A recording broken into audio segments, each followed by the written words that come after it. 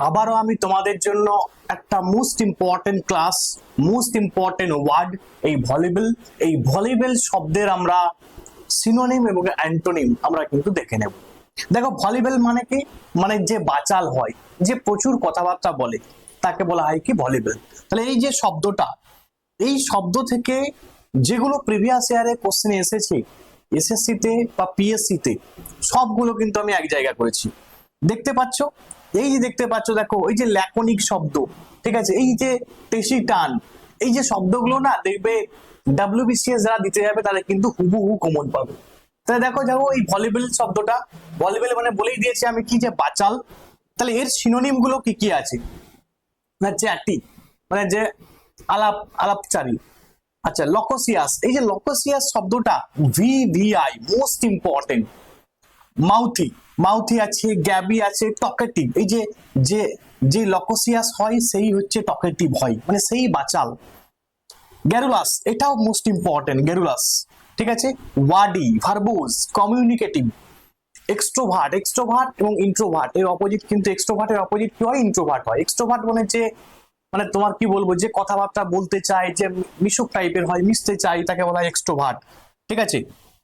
গসিপি মানে পরচর্চা প্রিয় যে, এবং দেখো প্রলিক্স, এগুলো সবই হচ্ছে সিনোনিম। অ্যান্টোনিম গুলো কি কি আছে?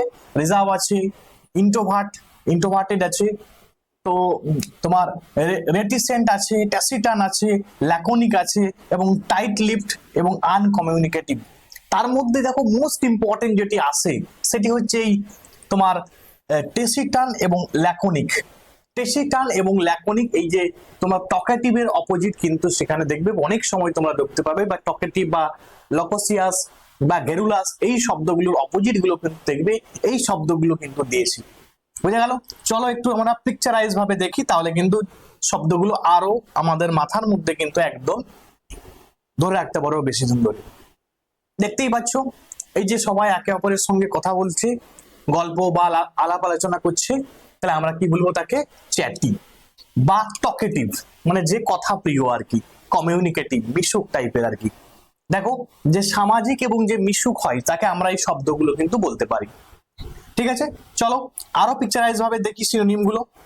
দেখো, একজন আরেকজনকে কথা বলছে, তার মাথা খারাপ করে দিচ্ছে, ঠিক আছে, তো যে বলছে সে হচ্ছে কি না, সে হচ্ছে লকোসিয়াস, সে বাচাল আর কি, বেশি বকছে।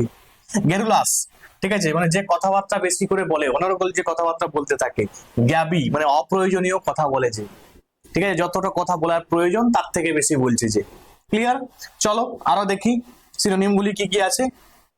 এই যে দেখো, একজন কথাবার্তা বলছে, বারবার বলে যাচ্ছে যে ওয়ার্ডি, ঠিক আছে, শব্দবহুল, ভার্বোস বা প্রলিক্স, এই একই জিনিস কিন্তু, ঠিক আছে, সবই কিন্তু এগুলো সিনোনিম। আচ্ছা, আরো কিছু সিনোনিম দেখো, এখানে আছে এক্সট্রোভার্ট, বলে দিয়েছি এক্সট্রোভার্ট, গসিপি, ঠিক আছে, এবং মাউথি মানে মুখর যে বা পরচর্চা প্রিয় যে, ঠিক আছে, এই যে তোমরা পরচর্চা করছে দেখতে পাচ্ছ। তো এই বিষয়গুলো এবার আমরা একটু বিপরীত শব্দ বা অ্যান্টোনিমসটার দিকে যাই। অ্যান্টোনিমস এর পিকচারটা দেখলেই বুঝতে পারবে যে দেখো, চুপচাপ বসে আছে, কোনো রকম কোনো কথা বলছে না। তাহলে কি, যে ইন্ট্রোভার্ট, মানে যে ইন্ট্রোভার্ট হয়, যে বেশি মানুষের সঙ্গে মিশে না, যে একা একা থাকতে পছন্দ করে। রিজার্ভ, যে রিজার্ভ থাকে, যে গম্ভীর থাকে, ঠিক আছে, মানুষের সঙ্গে বেশি মিশে না, যে শান্ত স্বভাবের হয়, ঠিক আছে।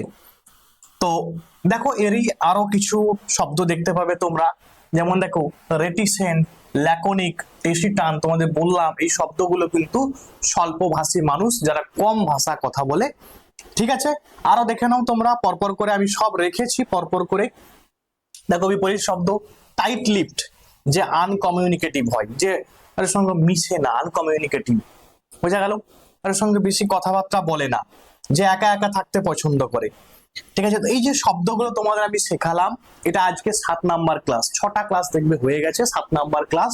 তো তোমাদের আমি বলবো বারবারই, যাদের মনে হচ্ছে যে এই শব্দগুলো তোমাদের কাজে আসবে, আমি তো জানি যে এই শব্দগুলো তোমাদের কাজে আসবে এসএসসি বা পিএসসি, তুমি যে কোনো এক্সাম দাও যেখানে ইংরেজি আছে এবং যেখানে সিনোনিম অ্যান্টোনিম আছে, এই শব্দগুলো তোমাদের কাজে আসবে। এখন তোমাদের যে কাজ, সে কাজটি হচ্ছে এই যে শব্দগুলো ব্যবহার করে তুমি সেন্টেন্স লেখা শেখো। ঠিক আছে, প্রত্যেকে একটা সেন্টেন্স তৈরি করে একটা সিনোনিম একটা অ্যান্টোনিম ইউজ করে তোমরা কিন্তু কমেন্ট করো। বোঝা গেল? এবং বর্তমানে আমার একটি ব্যাচ চলছে, যেটি হচ্ছে WBCS এর ব্যাচ, মানে তুমি পিএসসি বা এসএসসি রিলেটেড ব্যাচ। তো এই ব্যাচটাই যারা অ্যাডমিশন নিতে চাইছো তারা এই যে 7872141322 এই নাম্বারে কন্ট্যাক্ট করে অ্যাডমিশন নিতে পারো। সমস্ত সাবজেক্ট চ্যাপ্টার ওয়াইজ কিন্তু শেষ করা হচ্ছে, পরপর করে chapter wise MCQ, chapter wise theory সবকিছু পড়ানো হচ্ছে। যারা অ্যাডমিশন নিতে চাইছো তারা অ্যাডমিশন নিতে পারো। যে কোনো কম্পিটিটিভ ফিল্ডে তুমি যাতে নিজে নিজে চলতে পারো, বা যে কম্পিটিটিভ ফিল্ডে তুমি যেন ক্র্যাক করতে পারো, সেই রকম জায়গায় তোমাকে তৈরি করে দেওয়া হবে। তো যদি অ্যাডমিশন নিতে চাও অবশ্যই এই নাম্বারে কন্ট্যাক্ট করে অ্যাডমিশন নিতে পারো। আজকে এখান পর্যন্ত, থ্যাঙ্কস ফর ওয়াচিং।